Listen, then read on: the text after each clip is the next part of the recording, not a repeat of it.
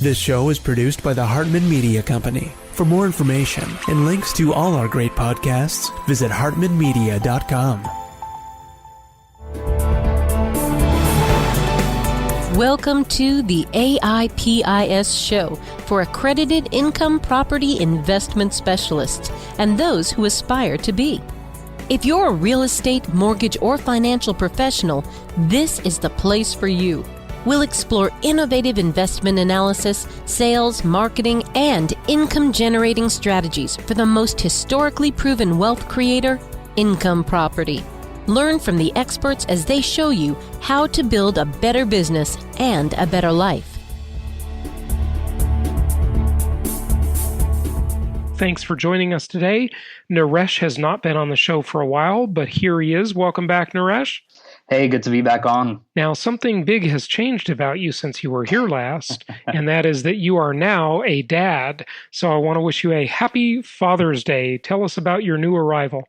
Thank you. Yeah, he's 2 weeks old, actually 15 days old, so a little over 2 weeks old, and as healthy as can be, keeping us busy late at night.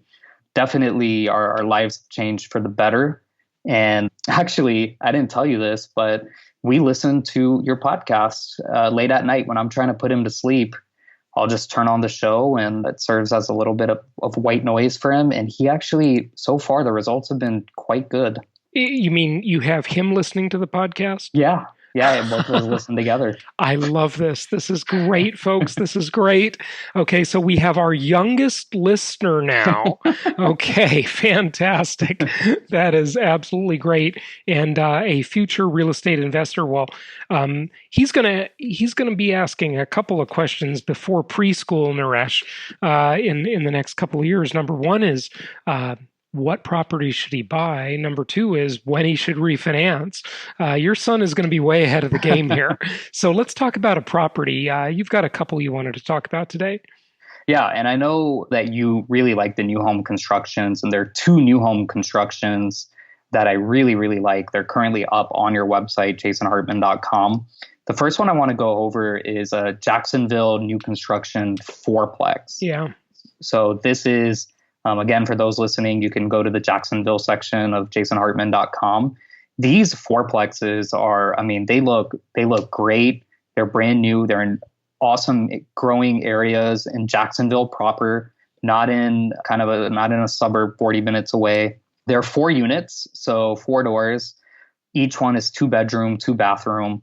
Estimated rent is $4,100, and of course, that's compared to what the price of the overall fourplex is about $486,000. So this is on the pricier side because it is 4 units. It's a fourplex, but the rent to value ratio is almost 0.9%. It's 0.85%. You know, Naresh, you just reminded me of something, and I've chronicled this story many times. I got ripped off by a property manager years ago.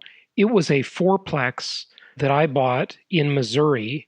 Interestingly, the rent to value ratio for this property over 10 years ago was not that far off of this one. And this is in Jacksonville, a more desirable market. Yeah. It's 10 years later. This is a really good looking deal. $485,000, projected rent of $4,100. I don't know how you're not going to get $4,100 for 4 units.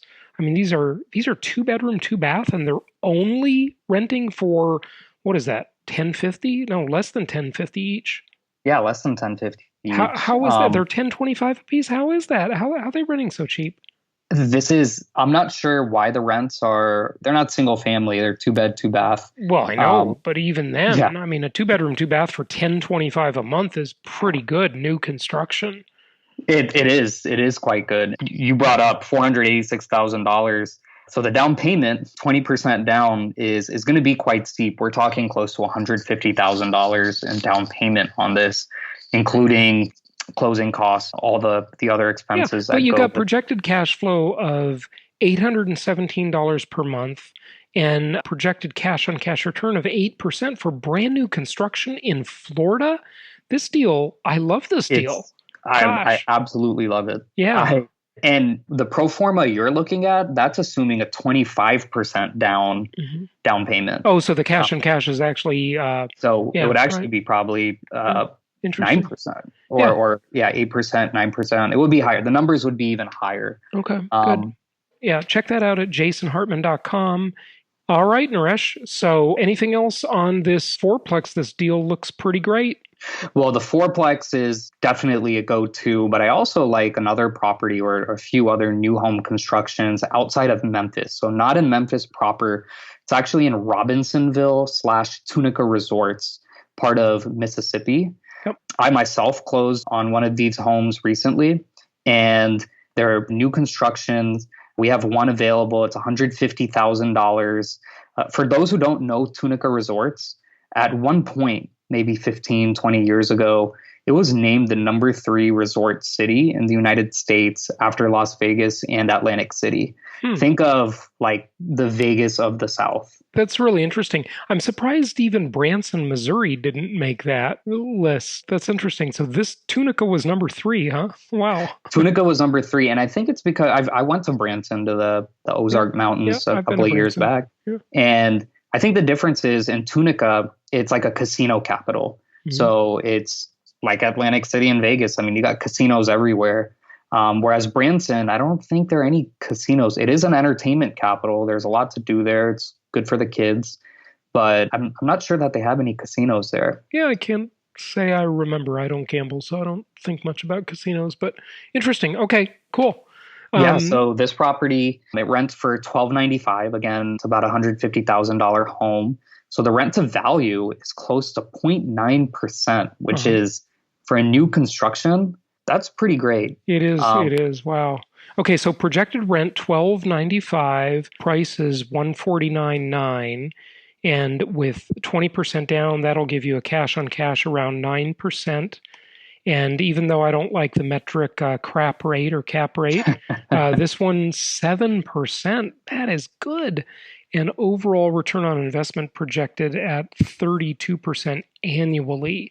Now, if you're a new listener and you think 32% is like really crazy, ridiculous high number, no, it's not. Learn how to do the math of income property, because income property is a multidimensional asset class. Go check out the free video on the front page of jasonhartman.com on how to analyze a real estate deal, and I will explain in detail how we come up with the overall return on investment. These are conservative projections, and they take into account vacancy rate, management fees, maintenance expenses. You'll see it all there on video, where we look at a pro forma in depth for 27 minutes. And every single number on that pro forma is explained to you. That's a free video on the front page of jasonhartman.com. Beautiful. That's great. Projected cash flow, $283 per month. Okay, fantastic, Naresh. So my old neighbor from back when I lived in Newport Coast, California, sadly died recently. And everybody is going to know who we're talking about because it's been in the news, a world famous person, that is Kobe Bryant. He had some good advice to his younger self, a letter that you discovered, right? Yeah, so this is a letter he wrote. What really impressed me was he retired in 2016. And when he wrote this letter to himself, he could have talked about his accolades, his championships. He could have talked about any of that stuff. But instead, he decided to talk about money and economics, and specifically the value of money and when it's okay to give money to your family and how you should give money to your family and your friends. And his philosophy on money, I think, aligns with you and me and many other guests who you've had on your show, which is give people enough so that they can invest in themselves to improve themselves. Don't just give them a bunch of cash whenever they ask for it so they can buy houses. He specifically lays out cars and houses. I guess those are the two most popular things people like to buy. But he wrote this just really, really good piece a few days after he retired, and it came back with after his death. Different economics, actually the Foundation for Economic Education is the one who reprinted this and added commentary to it. and tied it into the government and said, look, like this athlete got it. And he breaks it down like an economist would on the benefits of giving money to people or giving them enough so that they can help themselves. I think we should link to this piece. We'll probably put it in the show notes, but he makes just a lot of good cases through experience because he had family members take from him, his parents, his mom, his dad, his sisters. They basically took from him, spent all the money, and then kept asking for more, and he cut them off. He specifically says, get yourself an education, learn a skill, but I'm not going to give you money to just go and buy a house. Right. Or obviously not a rental property, but yeah, good stuff. A hand up rather than a handout. And I couldn't agree more with that philosophy. Interesting coming from Kobe Bryant. You don't usually see an athlete. Usually these guys are not that smart. Okay. They blow their fortune. They spend stupidly. They spend like drunken sailors. And a lot of them, for example, in the NFL, of course, yesterday we had the Super Bowl. We're recording this before the Super Bowl. So, hey, we don't know what happened, folks. But, they end up broke, these guys. I mean, these NFL players that make millions and millions and millions of dollars that just go bankrupt. How do you use or lose your money like that so irresponsibly? It's really sad. But, Kobe talks about wise generosity and economics and human action in this article. It's pretty interesting. And I like this group, FEE. I've donated money to them myself, Foundation for Economic Education. That's a good group. So this article is on their website and we'll share it in the show notes. And let me just read one paragraph from the article, which I think the listeners will like. And here it goes, quote, invest in their future. Don't just give. Use your success, wealth, and influence to put them in the best position to realize their dreams and find their true purpose. Put them through school, set them up with job interviews, help them become leaders in their own right. Hold them to the same level of hard work and dedication that it took for you to get to where you are now and where you will eventually go. As time goes on, you will see them grow independently and have their own ambitions and their own lives. And your relationship with all of them will be much better as a result. Yeah. Before you sign that first contract, figure out the right budget for your parents, one that will allow them to live beautifully while also growing your business and setting people up for long-term success. Oh, good. That's good advice. It's good advice. He could be seen at the grocery store, the same one I would go to all the time in Newport Coast, the Vaughn's Market on Newport Coast Boulevard. He lived right around the corner from me. Oh, wow. I lived on Coral Reef, and I can't remember what street he lived on, but I used to walk my dog near his house, and you could walk to Kobe's house from mine in 7 minutes, 5 minutes, maybe. Yeah.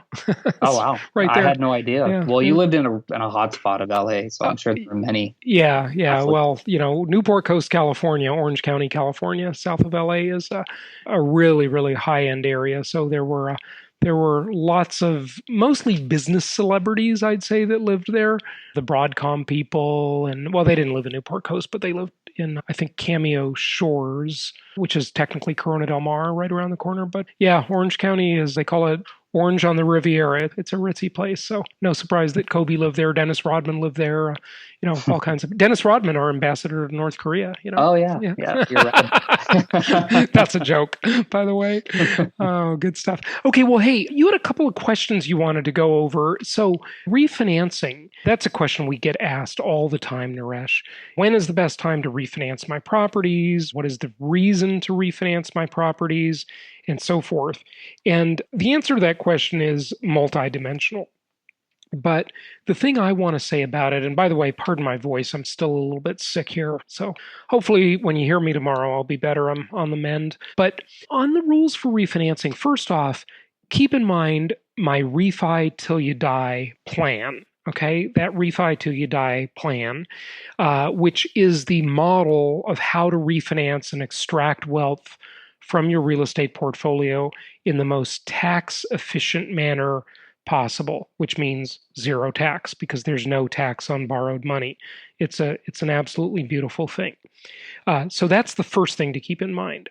Now remember, Refi till you die, which is the plan I've been teaching people for, 15, 16 years now, is mutually exclusive from what we talked about at the last Meet the Masters, which was the big boring idea, which is ROA, or not to be confused with ROI.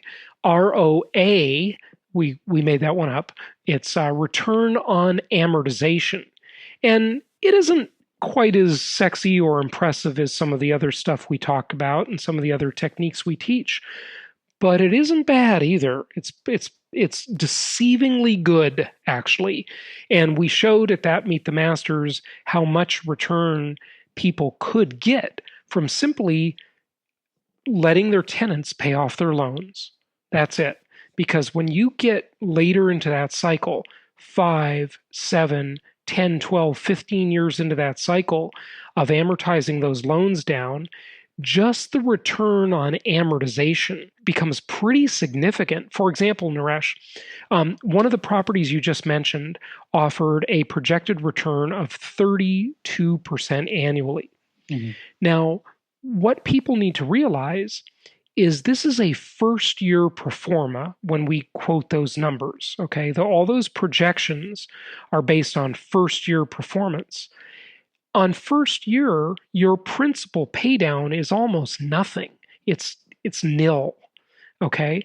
But when you get 7, 12, 15 years into your loan, you are really chunking that loan down.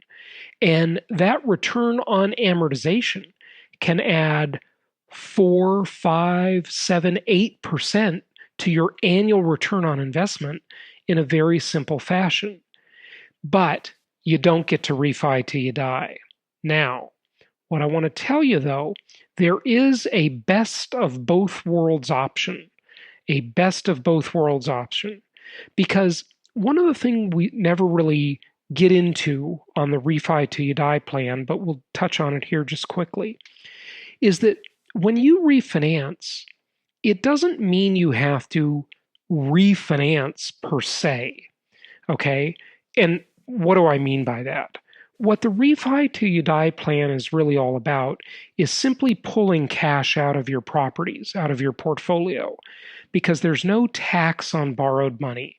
So this is cash that you can just simply take, you can keep, you can spend, you can enjoy, you can go buy crappy depreciating assets like yachts and sports cars, or take vacations, and you can blow it, okay? And you don't pay tax on that money that you get to blow. So it's pre-tax dollars essentially. But that's implying that you're actually refinancing the first loan you have against that property. You don't have to do that. You could simply do a HELOC or a second loan on the property and take your cash out that way. And that may be an acceptable alternative. Now, why do I say maybe and not for sure? Well, because I don't know.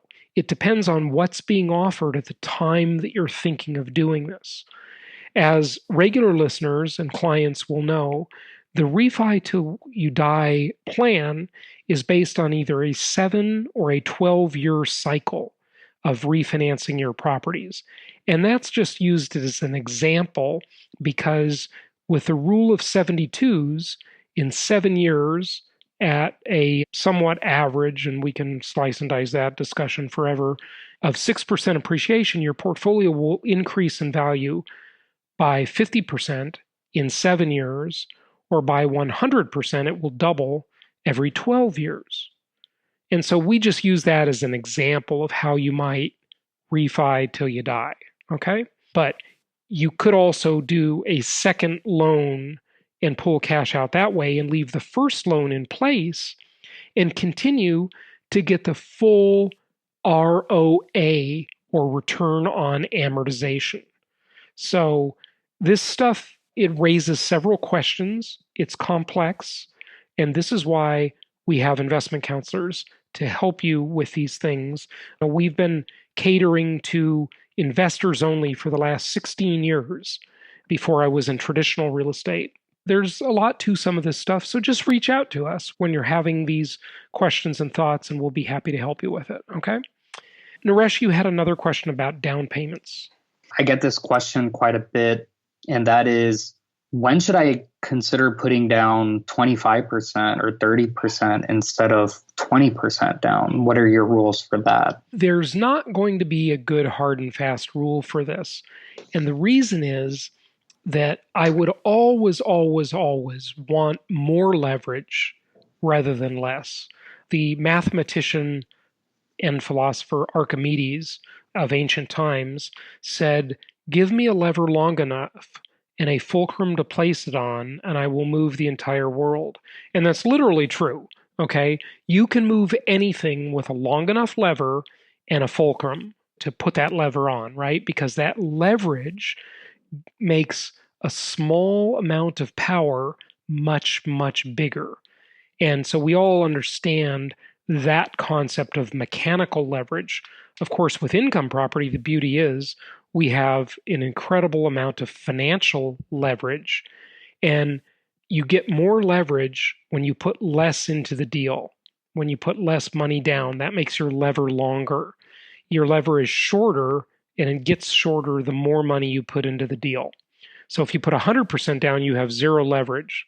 If you put zero down, you have infinite leverage, and everything else is in between the two. So your lever is longer when you have less money down. Your lever is shorter, meaning you have less leverage when you have more money down. So I always want as much leverage as possible. However, I can only play within the game that the lender will allow. And currently, the lender will only allow 80% leverage maximum and 20% of my own cash, my own down payment. However, the lender will give me a better rate on the mortgage if I put more down sometimes, many times, most times actually. So if you put 25 or 30% down rather than 20%, you're probably going to get a little bit better rate. So it is very, very difficult to analyze if the rate is a quarter point. Should you put the extra 5 or 10% down?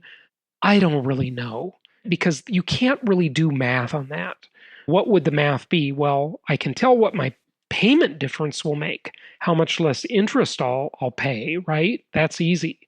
But the hard part is analyzing what is the opportunity cost of having less leverage and having that cash outside of the deal to do another deal with. Because if it was 5% more down and I was buying 4 properties, if I didn't put the extra 5% down, then that would give me another 20% to buy 1 more property, right? So I could buy 5 properties instead of 4. That's kind of how you have to look at it. It's a little bit hard to analyze that. So generally speaking, though, my answer is put less down if you can, so that you can have more cash to do more deals. That's going to be the better option almost always. Then what are your thoughts on PMI? So a lot of lenders will allow you to put 10%, 15% down, but they'll charge you the PMI. Well, now we're not talking about investment properties anymore. We're only talking about owner-occupied properties. And PMI, by the way, for those who don't know, is private mortgage insurance. So whenever the loan to value ratio is below 80% LTV or loan to value, lenders will require private mortgage insurance or PMI.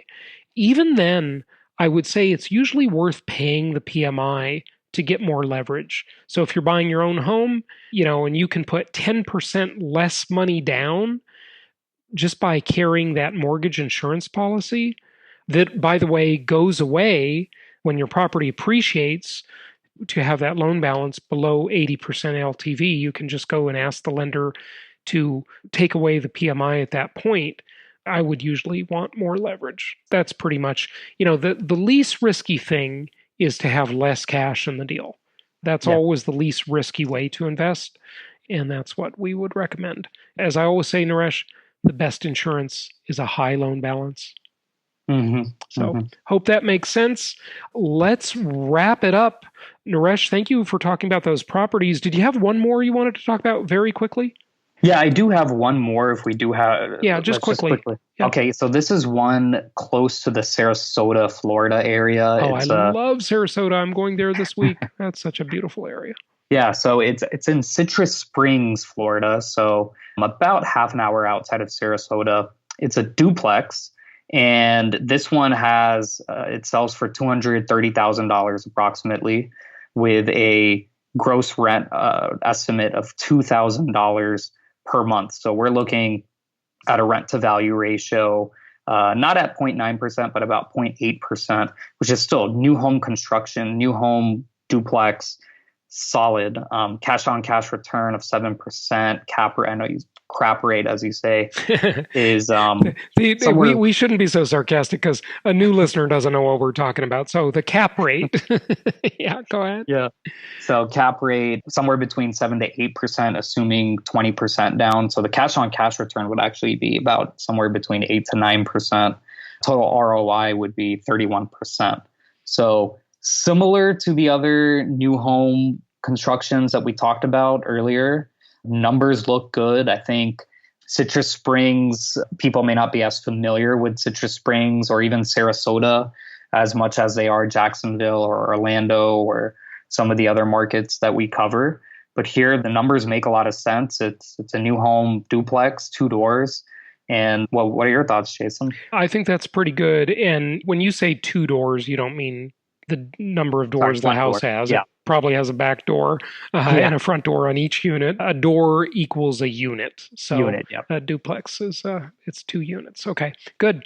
That sounds like a great deal. And by the way, folks, if you're listening to this and you haven't at some point or another explored Florida a bit, the next time we do Profits in Paradise in Florida, which probably be later this year, well, we did it in Orlando last time, give yourself some time and explore some of these areas like Sarasota, for example, just a charming area. St. Augustine, many of our listeners own properties in St. Augustine, just an absolutely charming area.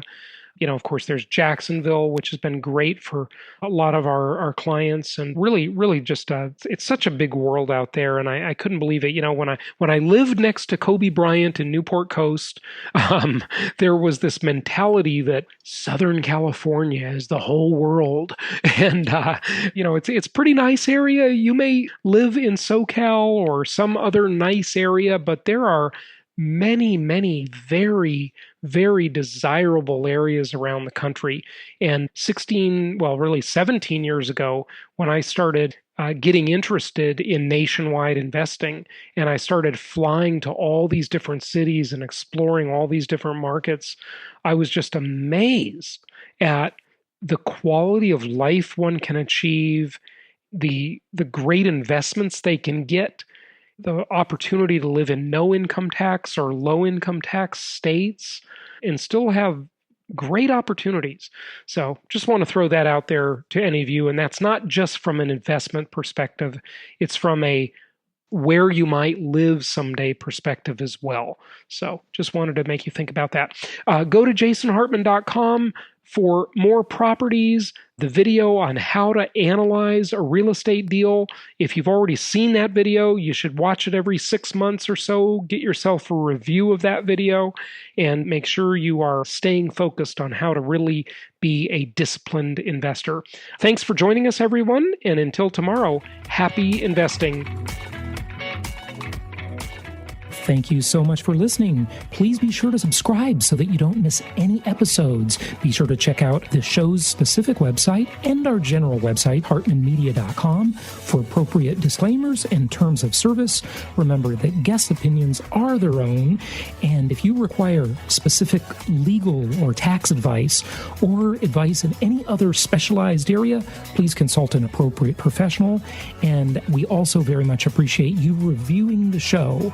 Please go to iTunes or Stitcher Radio or whatever platform you're using and write a review for the show. We would very much appreciate that. And be sure to make it official and subscribe so you do not miss any episodes. We look forward to seeing you on the next episode.